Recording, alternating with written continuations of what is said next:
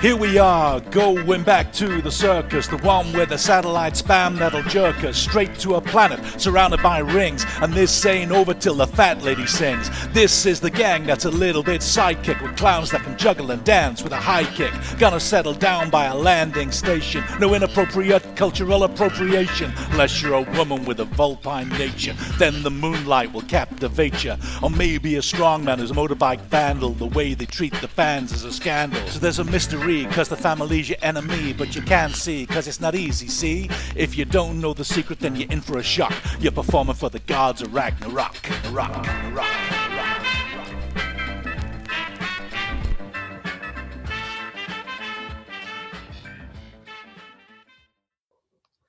Well, hi everybody, and welcome back to Doctor Who Literature. As we continue on with our final season, we are now up to a story that for a very brief time held the title of Jason's least favorite Doctor Who story ever. This was supplanted about a year later when season 26 aired on my PBS, and I have since come around on the story, and if I don't love it, I do enjoy significant bits of it. So joining us again on Doctor Who Literature is the author of the Black Archive for Greatest Show in the Galaxy, Dale Smith. Welcome back to Doctor Who Lit. Hello, thanks for having me. What is your personal experience with Greatest Show? I assume you would have been watching this. I learned from your Black Archive this was the highest rated Sylvester McCoy story, so you may well have been in the original audience. Yeah, I watched it when it was first broadcast.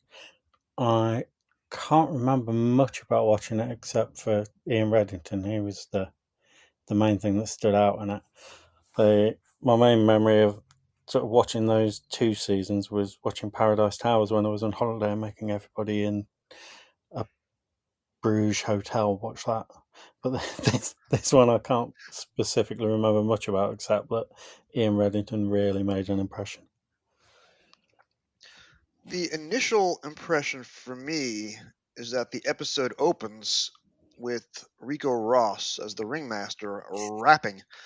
Now that's carrying alliteration a bit too far. Rico Ross, the rapping ringmaster. That bit, I had taped the episode because I wasn't either home or wasn't available on the Saturday night when my PBS showed all 4 episodes at once.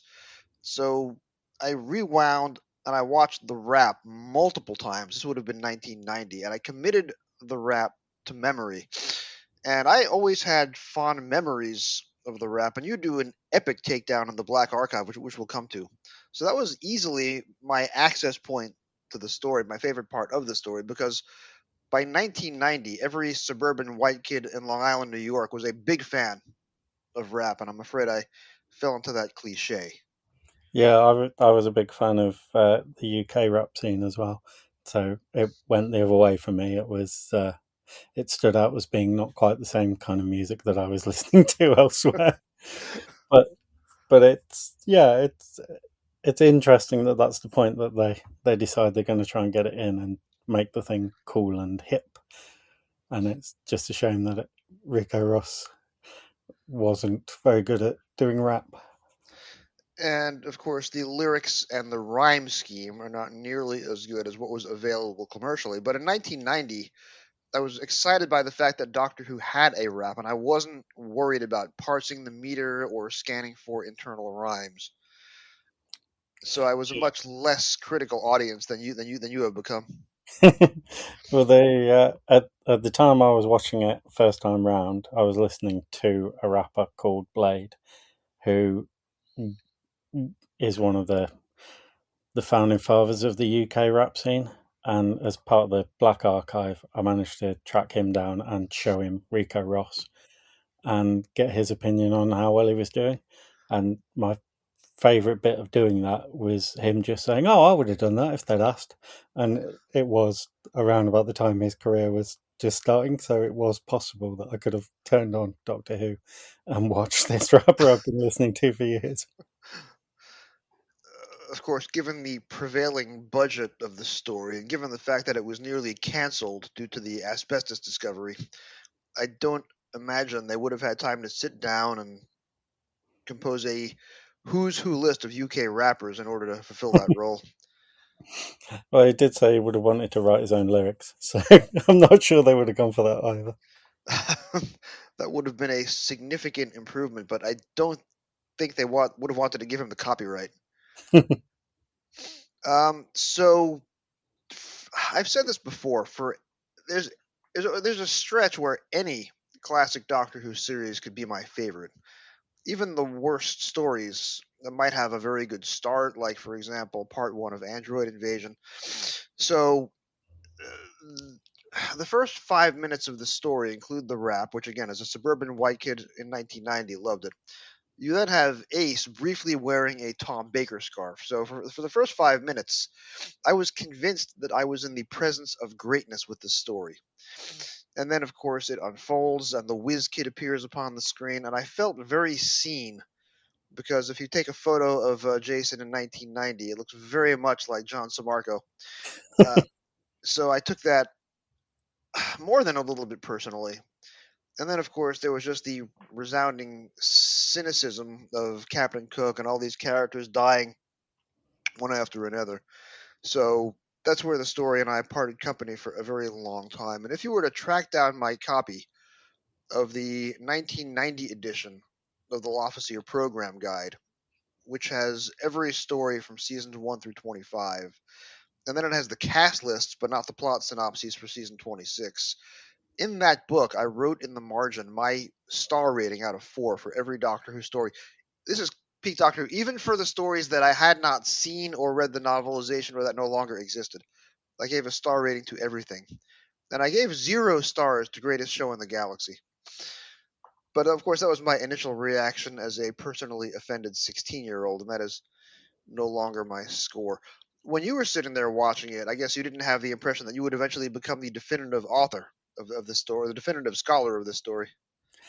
No, I mean, I noticed Jan Samarco and knew that they were taking the mick out of the fan base of Doctor Who, but it didn't put me off, and it didn't make me feel personally they were getting at me. I think in the UK at that time, Doctor Who was a very isolated thing for a lot of people, because if you didn't connect with a local fan group, then because so few people watched it, you could be the only person in your street or neighborhood that knew anything about it, and you definitely wouldn't talk to people about it. So I think I must have just sat there and watched it and gone, oh, they're talking about all those other fans out there that are watching it, not me. Which is exactly the situation that I had been in, because when I got onto the show in 1984, my 2 best friends at school were fans first and introduced me. But by 1990, one of those friends had moved halfway across the country, and I had lost touch with him and wouldn't find him again for another dozen years. And the other friend had long since stopped watching. So when I watched Greatest Show, I was watching it in isolation, and I had nobody to talk about it with. And it wasn't until I got on Rekart's Doctor Who 2 years later and talked about how this was the worst episode of Doctor Who ever and got rightfully smacked down that I realized that my opinion was not the opinion in fandom. So this is not your first Black Archive. We've talked about your Talons book on an earlier episode of DW Lit. How did you come up with the idea for covering this show for Obverse Books? It was, I tend to rewatch Doctor Who fairly regularly, but I don't do it in any particular order. And I remember just sitting down and deciding that Great Show was going to be the one I watched. And as I watched it, the main thing that struck me was I'd always known that the Whiz Kid was a Doctor Who fan, and they were taking the mick out of that. And I hadn't quite twigged on my first watch that Captain Cook and Mags were a doctor and companion thing. And then the more I watched it again and saw how many little things sort of were commenting on the state of what Doctor Who was at that point, it just made me go, there's definitely something there to talk about. And then I started pulling in different things, and also I've always wanted to write about the UK rap scene, and obviously there's very few opportunities to do that in Doctor Who. And so, with it being the one classic series that's got any connection with rap at all, that was too good an opportunity to miss. And I managed to talk to Stephen White because Obverse themselves have started doing Paradise Towers books, so they got a contact with him already, and I could speak to him about it. And the main thing that he said was that it wasn't deliberate that so much of it was talking about what Doctor Who was. I think it must have seeped in by osmosis. The WizKid was definitely a Doctor Who fan, and for him, Captain Cook and the Mags were a Doctor and a companion, and for him, that's where it stopped. There was no more. But as you point out in the Black Archive, the WizKid was originally conceived as a video gamer and not a fanboy, and Captain Cook did not enter the story until later drafts. So these may have been a result of discussions with Andrew Cartmel rather than a story the author desperately, burningly wanted to tell about how much he didn't respect young Doctor Who fans. Yeah, it was a completely different kind of story for Stephen because his first one was Paradise Towers, and they got that through the door very, very quickly. So there wasn't a lot of discussion or rewriting on that one. Whereas with this, they just went, "We'd like you to come back," and it went through several different versions of the storyline and a couple of drafts of the script as well. And at every point, he was changing different things. That the famous one is that there was a creature called a squonk in it from the start, which we now have no idea what a squonk is because it got written out after a couple of drafts and has never come back into Doctor Who. In a 1989 style or 1988 style budget, I can't imagine they could have realized the squonk convincingly on OB video. That may have become Nord, who is probably my favorite character from the original, although he doesn't last Yeah, very long. he doesn't get to do a lot, but he is fun. And that was one of the other parallels that I saw in it was when his death was he went up and did his thing as a strong man and was very good at it, and he was perfectly suited to it, and the audience loved it. And so the gods of Ragnarok, who were standing in for the BBC at the point, said, "Make it funnier," and he couldn't do it, and nobody liked it anymore and left. And the ringmaster raps, "A man of might is Nord, and now he'll go for broke by making us laugh with his favorite joke," which again is not the most sophisticated. This is not exactly Public Enemy's rhyme scheme or meter for "Bring the Noise," but again, I enjoyed it very much as a 16-year-old. So your Black Archive is divided up into 4 chapters, and you pretty much attack the story from every angle. And you spend a lot of time quoting from Andrew Cartmel's excellent Doctor Who book, The Script Doctor. And you also quote from Adam Clegg from the Real McCoy podcast, who's been a frequent guest on the show in the past. So it was a lot of fun reading your footnotes because a lot of the stuff that you cite I have either read or own or listened to. This must have been a very fun book to research. Yeah, the good thing about Greatest Show of the Galaxy is it's sort of after Remembrance, it's the one where Andrew Cartmel really got a grip on it and decided what he was going to do and started bringing in all of the different aspects that grow over his period on the show. So in this one, I got to look at the connections with Alan Moore and what Andrew Cartmel was doing about that.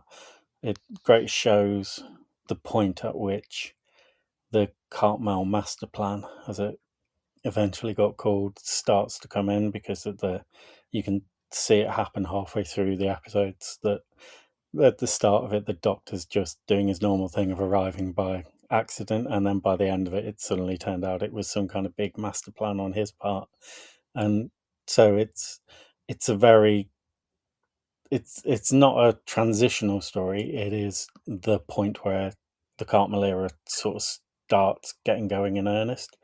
The Remembrance is really the one where everything he started to do happened, but it's also a big Dalek story. So if you can't make a good Dalek story, then you haven't got a lot of hope as a script editor. But this is the one where it's a completely original no old characters, and he just manages to work with Stephen to get exactly what he wants on screen, and it works. It starts to turn the ship around. And all credit to Cartmel and Stephen Wyatt. Paradise Towers was another story that I intensely disliked as a teenager. When I was watching it back as part of my Twitter pilgrimage in 2020 to 2021, when you're watching Paradise Towers in sequence, it is the first Doctor Who story since Vengeance on Varos that has zero reliance on past continuity, talking about Paradise Towers.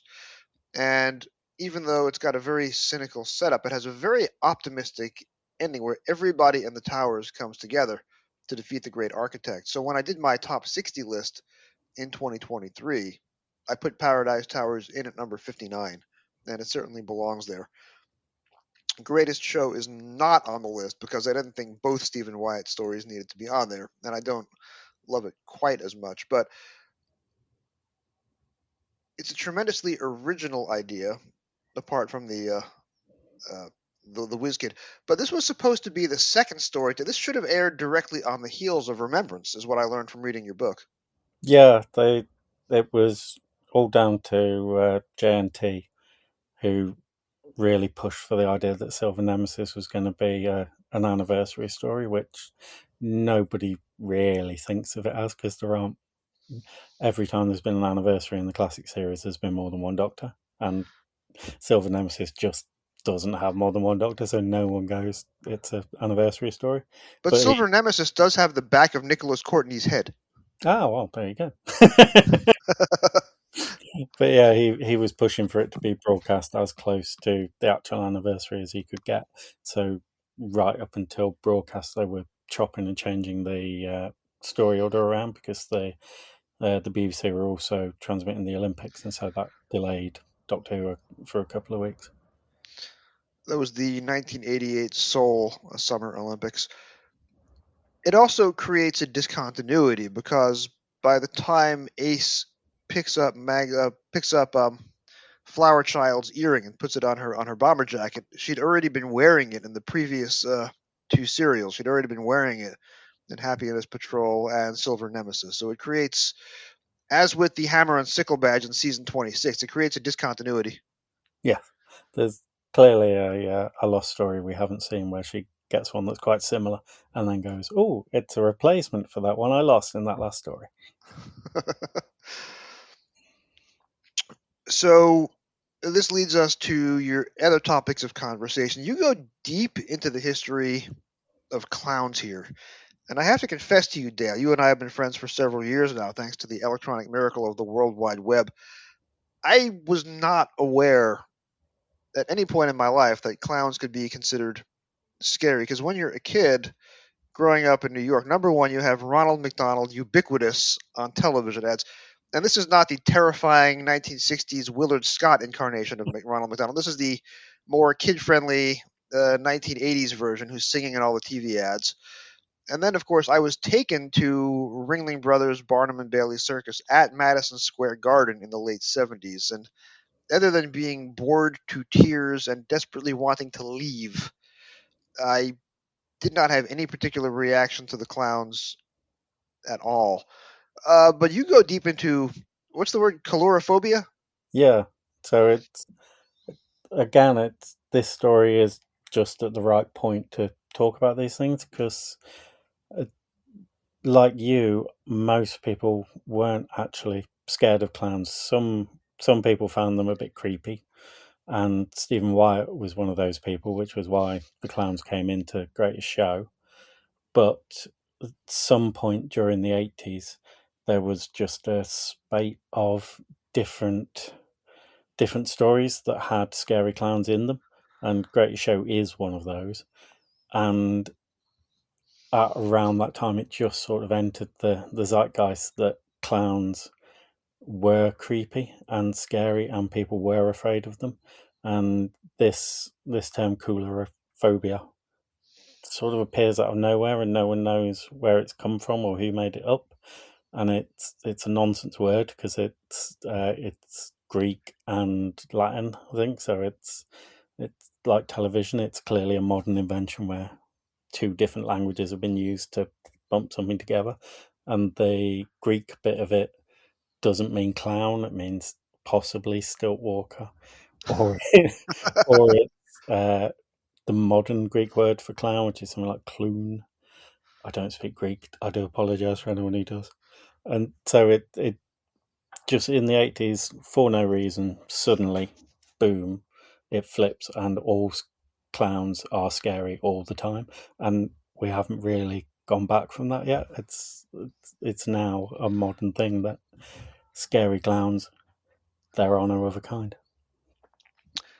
Ian Reddington's performance in the story, when I got to Rekar's Doctor Who and started criticizing, a bunch of folks jumped in to point out that his performance in the story is very chilling because he's not playing an over-the-top villain. There's none of the scenery chewing that you come to associate with the principal humanoid antagonists in Doctor Who stories, going all the way back to Soul Deed or some of the more regrettable acting choices of bad guys in the Tom Baker years. There is a sequel slash prequel to this story, which Big Finish came out with a few years ago, I believe called The Psychic Circus, which is an origin story for Psychic Circus. But there's sort of a retcon. They bring Ian Reddington back, but they give the clown a backstory that is more akin to Joaquin Phoenix in the Joker duology film, where he's already insane by the time he gets to the Psychic Circus. Whereas the impression you get in this story is that he was just a regular person who played a clown for the circus and then gets corrupted by the gods of Ragnarok and becomes this very businesslike, efficient serial killer with a fake smile. And as you say, the creepiest wave ever committed to the airwaves, which is a very good line in your book. So talk a little bit about Ian Reddington's performance in this story and how it strikes you so much and how it's so effective. I think it is.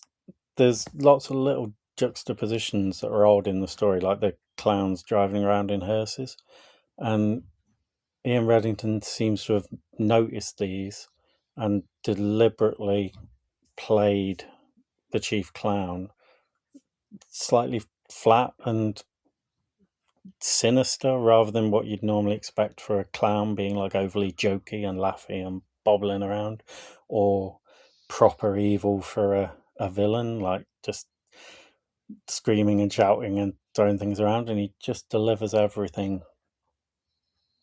just like he's whispering just at you that he's about to get you and you better watch out.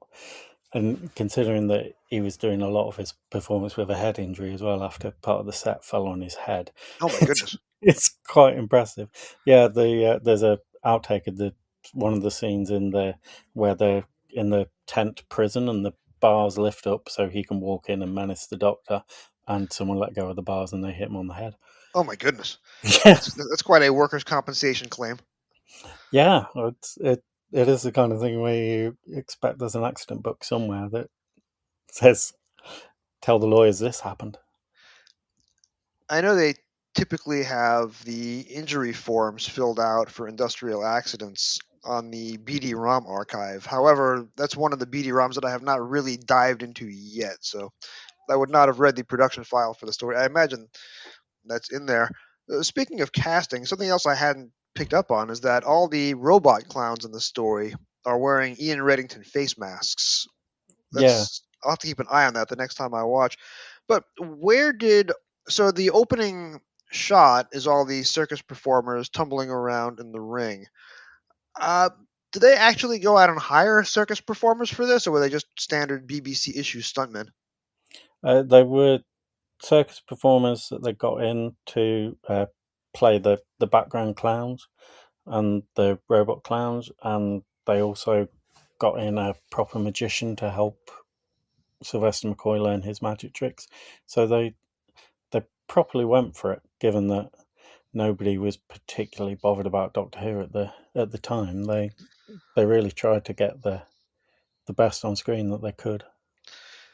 And at what point during production did they realize that this might become a shada, a story that they're never going to be able to finish and have to cancel? So it's if I remember correctly, it is right at the very beginning.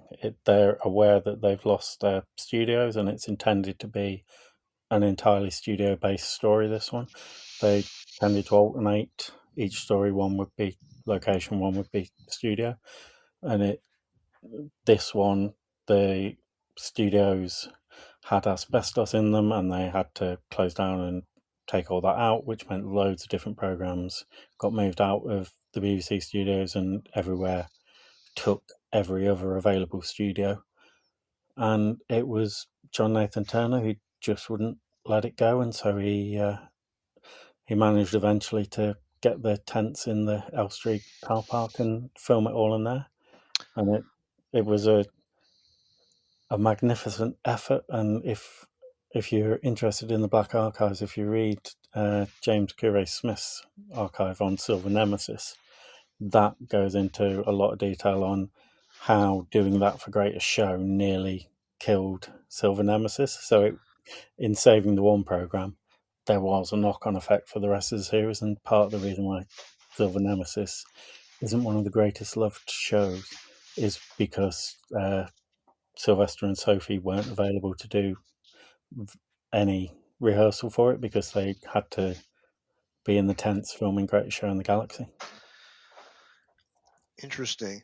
And the filming in tents actually works because, especially the running through corridors bit, they're actually running through circus corridors rather than through standard BBC issue corridors. And that, of course, forces a good chunk of the story to be filmed on location. So if you're watching episode 1, much of it is characters chasing each other around these quarries.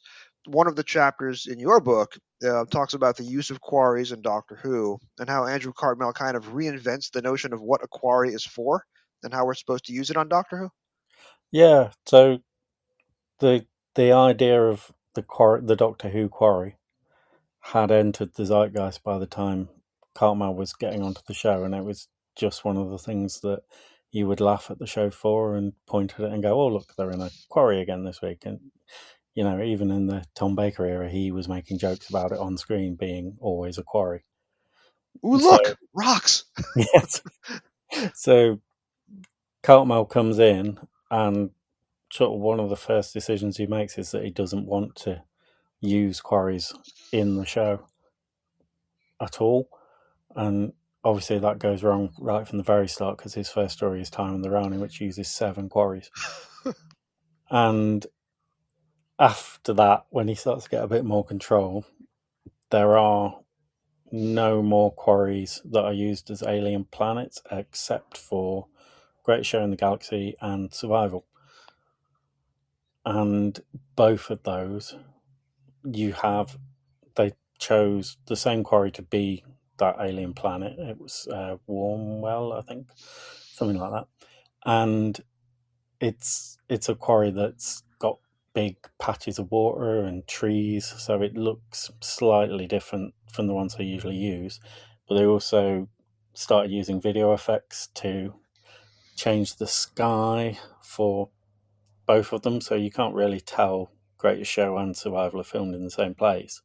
But what they do is have that environment impact the story rather than just being a quick and easy alien planet that you can film on location at. It becomes a character in both those stories because the desolation and the way the planets are slowly falling apart and dying are important to both those stories in different ways. In Greatest Show, it shows you that the gods of Ragnarok have properly corrupted the circus on the planet that it landed on, because it's meant to be this big green paradise, and it's turned into rocks and dryness, and apparently only one old lady who works selling food to the people who go to the circus who never go to the circus. And in Survival, obviously the planet itself is falling apart, and that's a metaphor for what's happening to the Master in that story. So he Cartmel does come back to using quarries, but he deliberately uses them to do something that helps the story rather than just as a location where the story happens. And it makes those stories a lot more interesting to watch, that these things are in synergy and it's all working together. In case you've just joined us, my guest is Dale Smith. We're talking about Greatest Show in the Galaxy and his 2023 Black Archive volume, available from Obverse Books as a print volume and as an ebook, which is how I read it. Something I had no idea about, I forget the name of the act, but you talk about in the book how all public lands in England were privatized, and it's often difficult to tell who owns which piece of land. And that's one of the reasons why quarries are so prevalent in Doctor Who, because you can actually figure out who owns them, and you can approach them about putting them on TV. Yeah, there's lots of the history of land ownership in the UK is very fraught. So if you're interested in that kind of thing, it's a good thing to look into. But most of the land around the country is owned by the Crown, and then there are pockets of it that have been gifted to different people, and the land is separate from what's built on it in English law. So you can own the land underneath the building without anyone really knowing that that's what you own. But in order to film, you have to get the permission of the people who own the land, and if there's a building there, the people who own the building. And it's all very obscure who owns which bits, because it helps for tax purposes if you can't point it all back at a single person. So, And I can't imagine the Doctor Who production office had a team of lawyers doing title searches to figure out who owned what.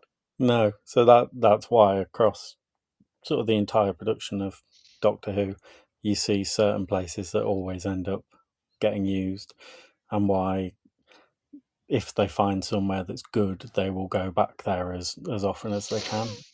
So even in modern Who, there are bits of Cardiff that have been in multiple stories because partly they can trace who it is they need to ask the permission to film there. And another advantage to the quarry is that it's a separate location without people living right over it. So you don't have to worry about the production team disturbing neighbors. Yeah, and it's a bit of land where the land itself has been dug out, so you've guaranteed to get walls around it, so you can't see if you're meant to be on the middle of Mars. You won't suddenly see a little cottage in the corner with a bit of smoke coming out the chimney and that kind of thing. And in later years, Doctor Who gets a little bit meta about the use of quarries. I believe it's not until the Hand of Fear that a quarry actually serves as a quarry and not as the planet Zog. And of course, you point out Tom Baker bemoaning the fact they've landed on another rocky planet in Destiny of the Daleks. You also you quote at length in your Black Archive to Richard Marson's Totally Tasteless, the controversial and rather revelatory definitive biography of John Nathan Turner, who was in his second to last year as producer of the classic series when this is made. I will tell you that when Totally Tasteless first came out and quickly went out of print, the paperback copy was going on eBay. I'll do my best Lauren Michaels impression here for $1,000, and I was not going to be spending $1,000 on this book. However, there was then a hardcover edition with different cover art and a slightly different title. And at the time that I decided that I had to read this book, the hardcover was going on eBay for about $150, 150 American. I am happy to say that the most money that I have ever spent on a single book is for Totally Tasteless. And then, of course, a few months later, a new paperback edition comes to press for $20. So I could have saved myself $150. It is one of the most riveting and compulsively readable books I've ever read. Your Black Archive accepted. There's a lot of dark revelations in the story about. Sorry, I should say a lot of dark revelations in the biography about John Nathan Turner and Gary Downey, and you quote them quite a bit throughout your Black Archive. And you mentioned that if JNT had survived to the Me Too era or the Operation U Tree era, perhaps we'd be looking at his term in a different light. But bearing in mind this is a family show, just talk as broadly as you can about what was going on behind the scenes that was so objectionable. So I think the thing about John Nathan Turner is, and what comes out in that biography, is that he was essentially two different people depending on how much he liked the person he was talking to and what he thought of them. So for people he liked and his friends, he was fun, told jokes, would do anything for you, lend you money, put you up in his house. And there were people in Doctor who were very close friends with him and wouldn't hear a word said against him. And then there was the other side of it where he and his partner would trawl around the conventions looking for young fans that they could invite back to their room for threesomes. And there are a lot of allegations in the book about him and his partner assaulting Doctor Who fans. One of those Doctor Who fans is the person who wrote the book, so it's not just airing dirty laundry. It is. I believe these things happened, and I believe the author of it, because it's not the kind of book that is just out to say, look at this guy, isn't he horrible? It is the most balanced picture of John Nathan Turner, the good and the bad, and it is fair 100% of the way through the book. And you have to stop yourself sometimes and say, this is being written by somebody who was assaulted by Gary Downey in a BBC building, and yet he is so fair about both of them and wants you to know why people like them as well as why people say these things happen to them. And you talk about how JNT would have falling outs with certain actors and rifts that were never healed. You mentioned an incident with Nicola Bryant in the Black Archive. Yeah, so at a convention after their time on the show, Nicola Bryant was talking to a young gay fan that John Nathan Turner had his eye on, and he got jealous and spat at her and accused her of having sex with him, and that was the end of that relationship between those two. They never spoke again until his death. And JNT, of course, passed away in 2002 and did not have a chance to rebut any of the allegations set forth in the book. I will point out that yesterday, we're recording this on a Sunday morning, I finally watched 28 Years Later, which is the third film in the 28 Days Later cycle. And this is the third film in the series, but it's written and directed by the same combination from the original, Alex Garland and Danny Boyle. 28 Years Later, of course, is famous because the principal antagonist is played by one Christopher Eccleston, about 3 years before he's cast as Doctor Who. There is a running thread throughout 28 Years Later where there is a cult running around the countryside, killing I won't call them zombies, but victims of the rage virus who exhibit zombie-like behavior. And this cult, and you just fast forward 30 or 60 seconds if you haven't seen the movie yet and don't want to be spoiled. The cult is led by a man named Jimmy, and everybody in the cult is dressed like Jimmy Savile, which was, I believe, part of Operation U-Tree. So very briefly, what was that story about? The Jimmy Savile is the UK's most prolific paedophile, and he was a DJ and later a TV star who worked at the BBC, had his own show, and after his death, people started coming forward and saying what he'd done to them. And there is, of course, a slight Doctor Who crossover there because of the Jim'll Fix It episode, In a Fix with Sontarans, which does appear, I believe, on one of the Doctor Who DVDs. There is a sequel to 28 Years Later, The Bone Temple, which I'll be watching next, which I imagine goes more into the Jimmy cult and hopefully says something about the victims. But interesting juxtaposition that I read your book most recently and watched this movie on the same day, and Jimmy Savile appears in both. So coming back to the rest of your Black Archive, you talk a little bit about Alan Moore. What are some of the Alan Moore properties that would have influenced young Andrew Cartmel? So the main one that Andrew Cartmel talked about as being influential was the Ballad of Halo Jones. But looking at what he was trying to do with Doctor Who, probably the biggest influence would have been Marvel Man, which was an outdated Superman knockoff hero made in the UK, and Death Skin got Alan Moore into try and turn it into something because he had the rights to it, and Alan Moore.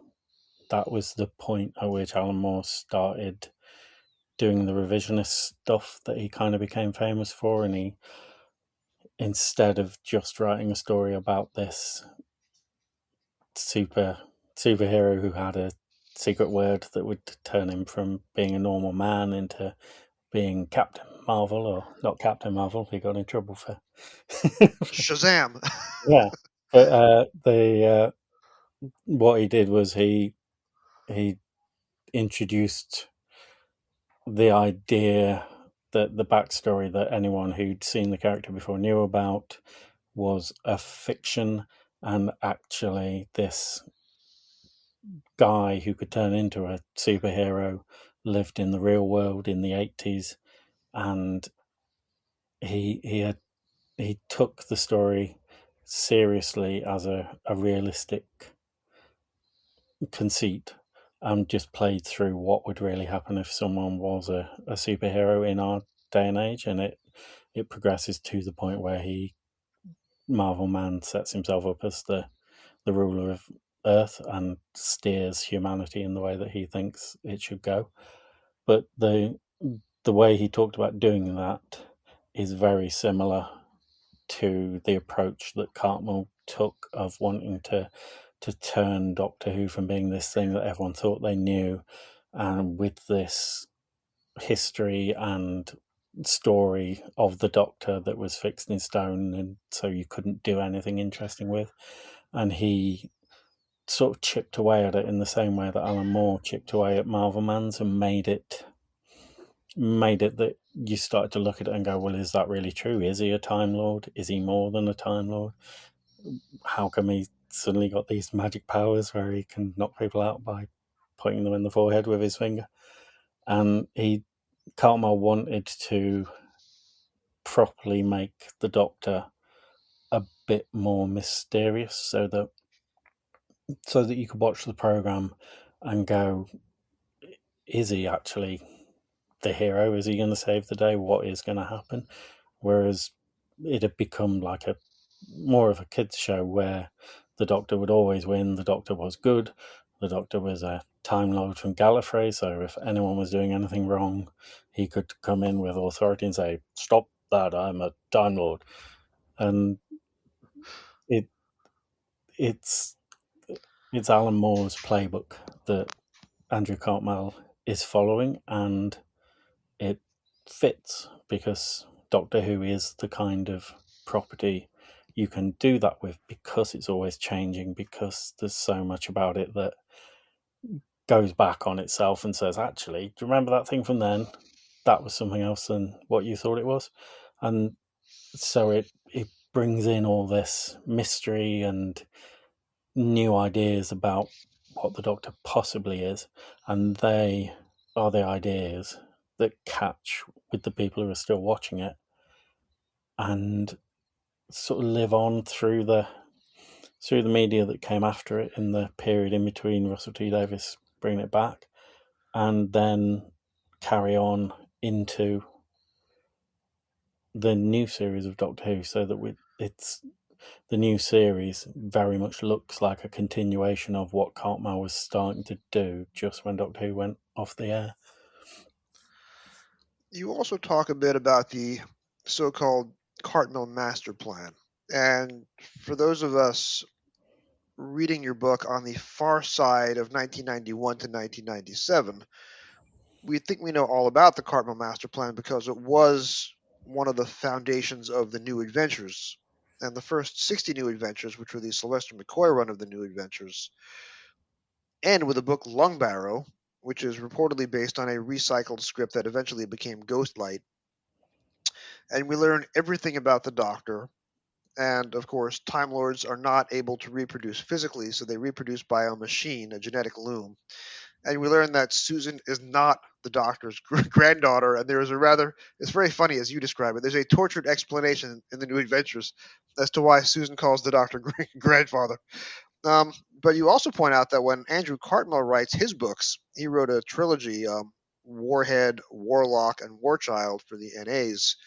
He doesn't even use his own master plan. So his books are not predicated on the idea that the Doctor is a reincarnation of the Other who was around at the time of Rassilon, and because of the Curse of the Pythia, the Time Lords cannot reproduce, and the Other jumps into the genetic loom and comes out hiding somewhere in William Hartnell's body, and William Hartnell is born fully grown as an old man rather than as a baby. None of that turns up in Andrew Cartmel's 3 New Adventures. And what you point out is he never intended, on his time as Doctor Who, to actually put all this on television. Yeah, it's what got called the Cartmel Master Plan has been completely misnamed, because what people are referring to is a series of ideas that were discussed with Andrew Cartmel, but mainly came from Ben Aronovich and Mark Platt.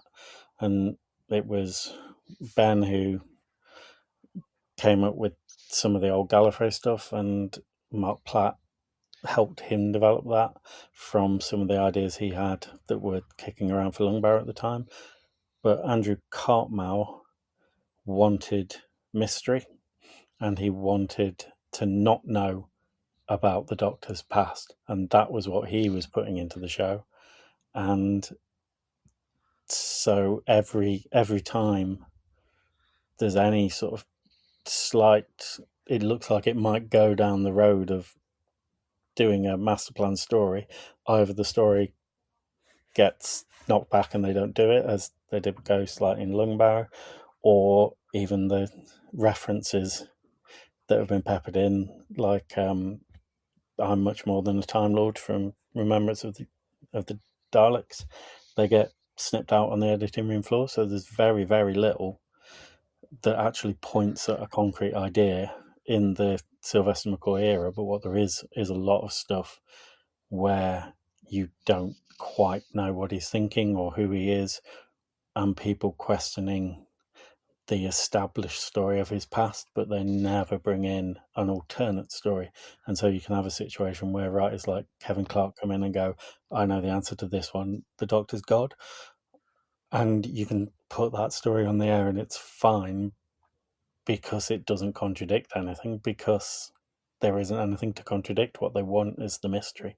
They don't want to just replace the idea that he's a Time Lord with looms and others and all that stuff, which I really enjoy the Virgin New Adventures and what they do, but the Cartmel Master Plan, even the foundation document for it, if you look back and look at the dates, it was written for the start of the New Adventures. It wasn't written for any of the Doctor Who series, and it was written sort of without Cartmel being that involved in it as well.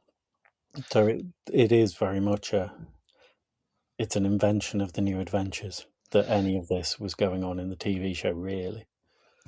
And I would ask Film is Fabulous, if you are searching through private collections of film in the UK and you find episodes 4 or 12 of the Cartmel Master Plan, please return the film cans as quickly as you can. I would love to see those. But as you point out, all kidding aside, if you give somebody a suggestion or a hint, people will engage with it as fans and they will discuss it, and it will live in their head between Saturday airings of Doctor Who. Whereas if you give them a concrete explanation, it just becomes another arc of infinity, and then it becomes far less interesting. So the Cartmel Master Plan, as you say, was never to say the Doctor is not X, he's really Y. Just to say the Doctor is not X, and then you have to figure out what Y is. And Yeah. I think that's a much this frustrated me. I talked about this last 2 weeks ago at my Silver Nemesis episode. It frustrated me at the end of the story that they say, I know who the Doctor is. And the last frame of the story is the Doctor shushing the person who's asking the question, who are you? I found that frustrating. But it's good to know there was never intended to be an answer, and all this Loom/Pythia/other stuff was written in November 1990, long after the classic series was put to bed. So I took some comfort in that. Yeah, and that ending of Silver Nemesis is in its own way quite interesting, because it just goes, actually, it doesn't matter who the Doctor is. What you're doing is watching him do these things, and that's what matters.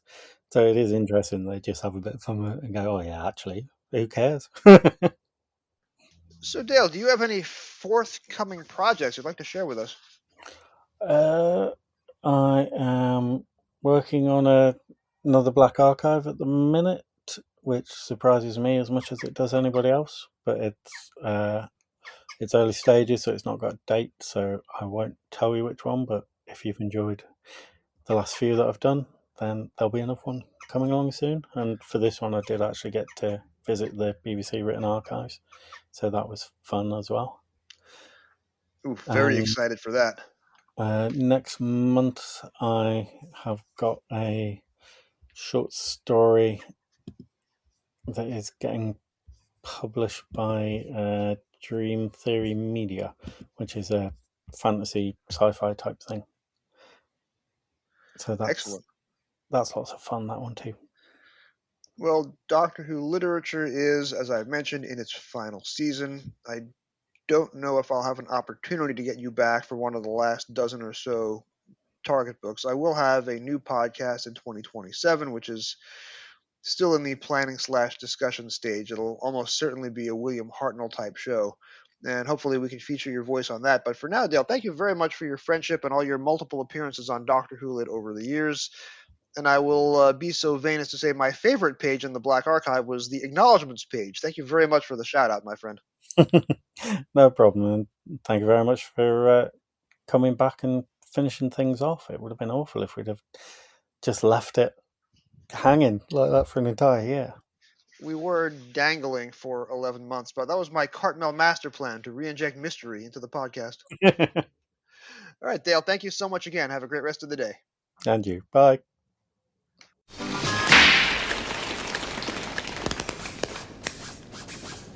Now, welcome, folks. I'm sure you'd like to know we're at the start of one big circus show. There are acts that are cool and acts that are mean. Some acts scary, some acts for days. Acts of all kind, and you can count on that. From folks that fly to disappearing acts. There are lots of surprises for the family at the greatest show in the galaxy. So many strange surprises, I'm prepared to bet whatever you've seen before. You ain't seen nothing yet. Doctor Who, The Greatest Show in the Galaxy by Stephen Wyatt. Televised as The Greatest Show in the Galaxy. Teleplay by Stephen Wyatt. Televised in December 1988 and January 1989. Paperback release date December 21st, 1989. Target book number 144. Cover artist Alister Pearson. Creepy. That's what Ace thinks of clowns. But the Doctor insists on entering the talent contest at the Psychic Circus, the self-proclaimed greatest show in the galaxy, on the planet Seganax. What has reduced Seganax to an arid wasteland? Why have the happy-go-lucky circus folk stayed here so long?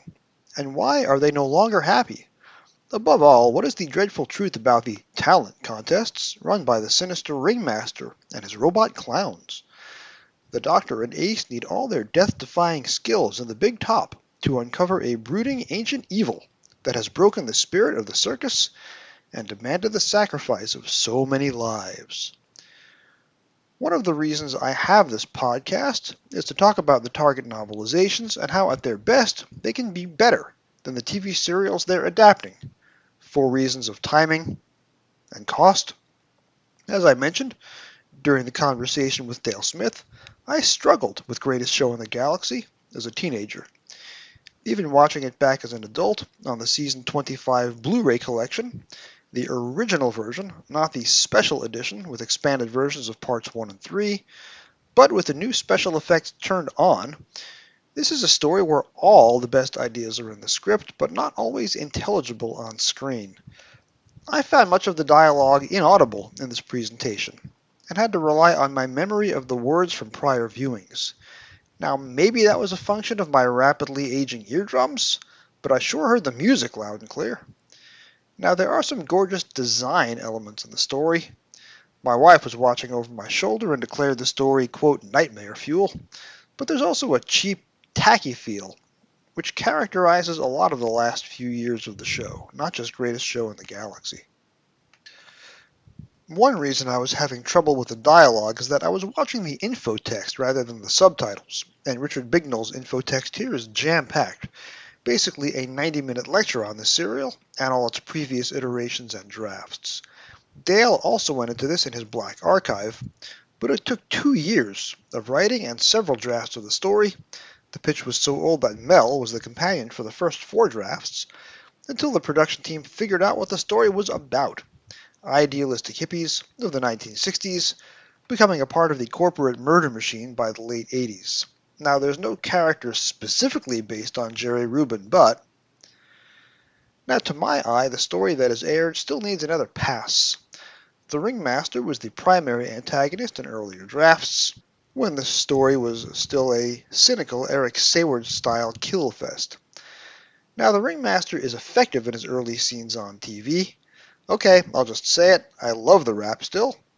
And my wife said it's good to see Barack Obama still getting work, and she was amused to learn that most of the YouTube comments for that opening rap say the same thing.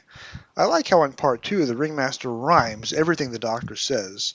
He reminds me in fact of the MC in Cabaret, a character who only ever appears on stage and has no inner life, whose loyalties and motivations are up for debate, and who can be reinterpreted with every new production.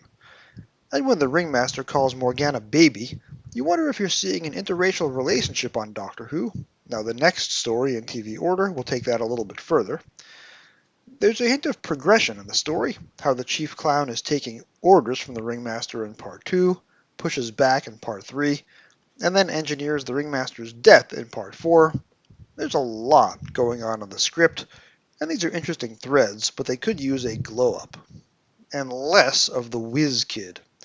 In a 1998 DWM interview, quoted on the production notes on the Blu-ray, Stephen Wyatt considers this a minor character not worthy of discussion, but the Radio Times listing for Part 3 certainly leans into what in 1990 I felt was a nasty stereotype, quote, the Doctor and Ace are trapped in the psychic circus battling robot clowns, forces of ancient evil, and the most boring human being within 3 million light years.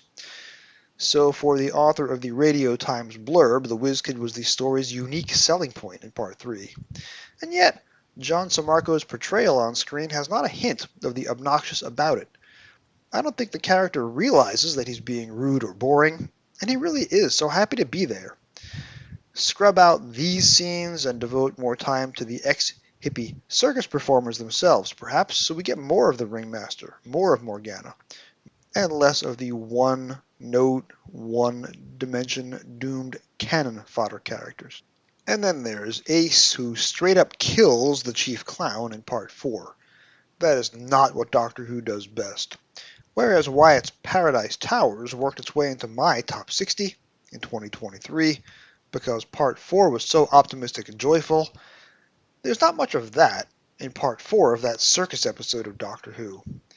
But enough of me Monday morning quarterbacking the script 38 years later.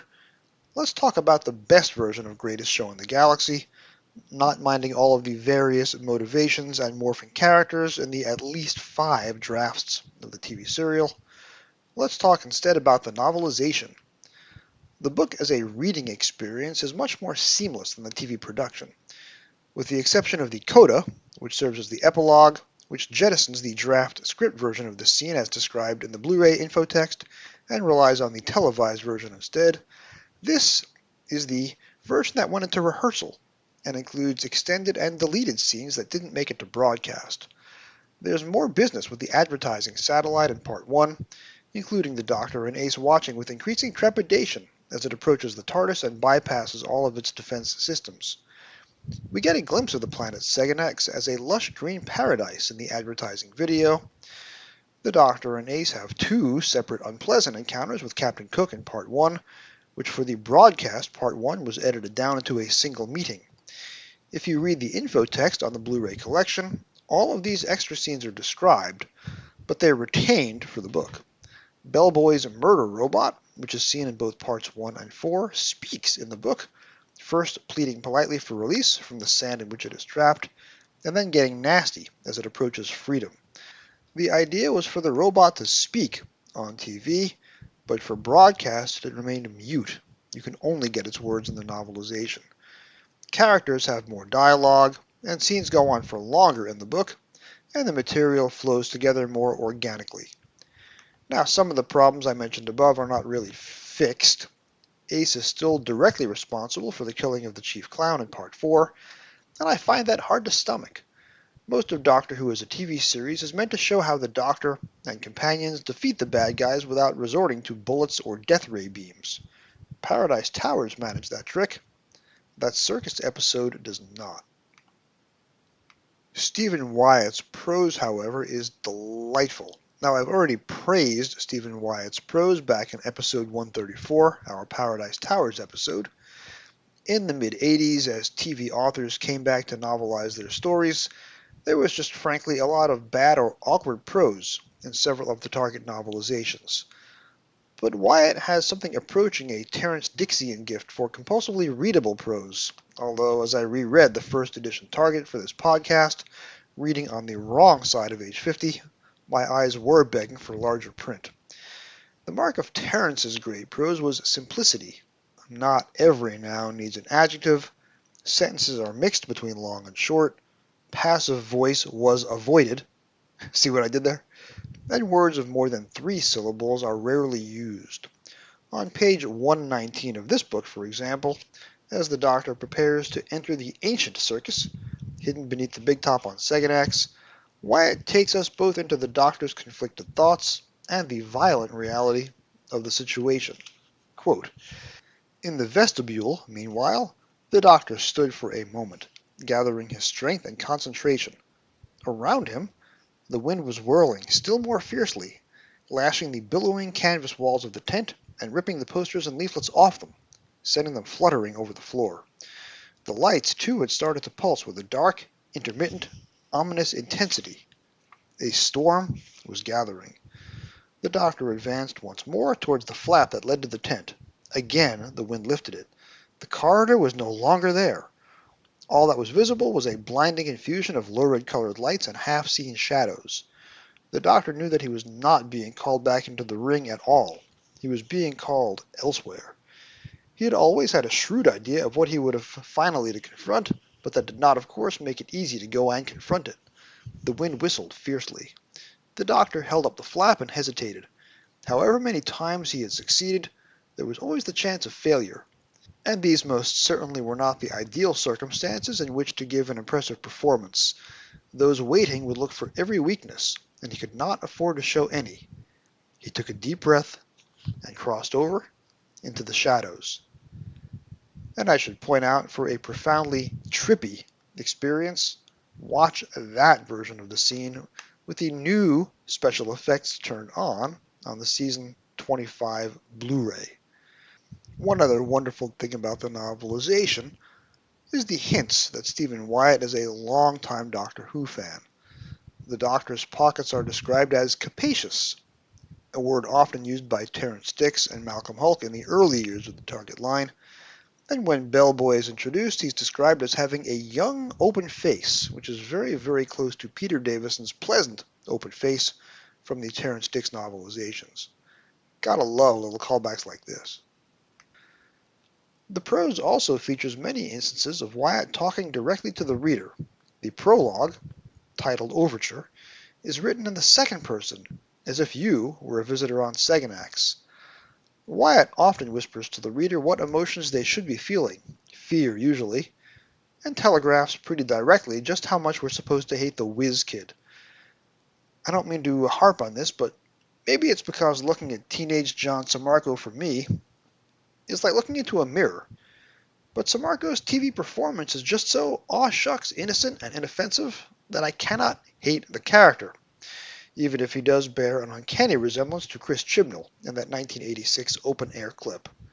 Now that is just one aspect of Greatest Show in the Galaxy, which I cannot forgive. Enjoying the show, Ace? Yeah. It was your show all along, wasn't it? The captain really is finished now, isn't he? Yes, but you're just about to start. Doctor, I've been thinking. What better way for a circus to begin than with a wonderful new act? Yeah, weird and wonderful. Nice one, Professor. You'll knock 'em dead. That's just what I'm afraid of.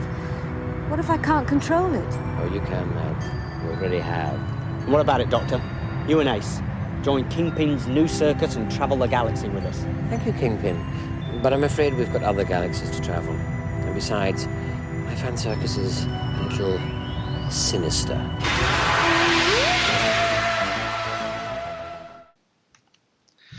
It's been a very bad 18 months for fans of Buffy the Vampire Slayer, the 1997 TV series, not even talking about Joss Whedon. But since early 2025, we've lost 3 main cast members. Michelle Trachtenberg's overlooked and underrated Dawn, Nicholas Brendan Xander, and now, at the criminally young age of 72, let's face it, 72 is the new 50, Anthony Stewart Head, the glue of the show during the early years, as Rupert Giles, was taken from us earlier this week at the beginning of June 2026. Hello?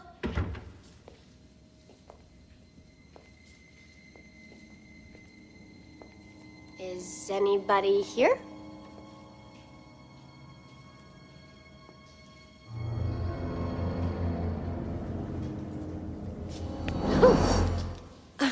Anybody's here. Can I help you? I was looking for some, well, books. I'm new. Miss Summers? Good call. Guess I'm the only new kid, huh? I'm Mr. Giles, the librarian. I was told you were coming. Great. So, I'm gonna need perspectives on 20th century... I know what you're after.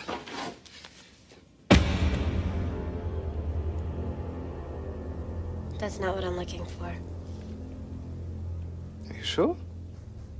I'm way sure. After departing Buffy as a full-time cast member at the beginning of Season 6, Tony Head returned to his native UK and became an adjunct to the world of Doctor Who. He had the charming but somewhat thankless role of playing the guest villain in 2006's School Reunion, an episode that was about the return of Sarah Jane Smith more than it was about the Krillitane, but he does a great, memorable job nonetheless. He did a voice-only role for one episode of Death Comes to Time, a truly bizarre bit of Wilderness Years ephemera. He voiced a main role in the animated Infinite Quest, did some work for Big Finish, and narrated 2 years of Doctor Who Confidential during RTD's first run on the show. I became a big fan of Buffy during its first TV season, never intentionally missing an episode after the last month of Season 1. My peak obsession with the show encompassed Seasons 2 through 4, and I never let go of fandom, even as Seasons 5 through 7 had the inevitable peaks and valleys of a show late in its production run. One of the great thrills of my life was watching the whole series with my daughter straight through in early 2024, all 144 episodes in about 144 days. Giles starts off as a stammery, nervous junior member of the Watchers Council, living incognito as a high school librarian, whose library is literally situated over the Hellmouth. That's the Hellmouth in Sunnydale, not the one in Cleveland. In Seasons 2 and 3, we catch glimpses of Giles' rebellious punk rock past, and in Season 4, the show's writers let Tony, a talented vocalist, perform several songs, including Season 4's extraordinary final episode, Restless, an In Dreams episode, which Callie and I have watched together more than any other Buffy episode, and in which Giles delivers a rock number called the Exposition Song. Now, Tony asked to have a reduced presence on Buffy in Seasons 6 and 7, and with the characters becoming young adults living on their own for those last 2 seasons, there would not have been as much call in universe for Giles to be around every week, but he did make several appearances in each of the last 2 years, including a couple of great songs in the musical episode and pretty much the whole back half of Season 7, not coincidentally the best part of that uneven final season. In a bonus DW Lit episode, Callie and I in 2024 sat down and discussed the first half of Buffy. There's a second half to that conversation that I probably should release as a bonus episode someday. It has been emotionally rough going on Instagram and reading all the emotional tributes to Anthony Stewart Head from the main surviving cast members. And of course, his career was not just limited to Buffy, or his work on and around Doctor Who. He had a role on Ted Lasso, a show that I've never seen because it's not on one of the streaming services that we pay for. Plus, I lived 7 years of my life adoring his Giles, and when I think of Anthony Stewart Head, it's his delivering words of wisdom to Buffy, always the right words, exactly when she needed them most. Now, I never had a Giles in my own life, but one thing Buffy taught us is that no matter how independent, or clever, or self-sufficient, or strong you are, you're always going to need a Rupert Giles in your life, watching over you. Rest in peace, Anthony Stewart Head. May his memory be a blessing. You must be so disappointed in me. No, I'm not. This is all my fault. I don't believe it is. Do you want me to wag my finger at you and tell you that you acted rashly? You did, and I can. I know that you loved him. And he's proven more than once that he loved you. You couldn't have known what would happen. The coming months are going to be hard. I suspect on all of us, but if it's guilt you're looking for, Buffy, I'm not your man. All you will get from me is my support and my respect.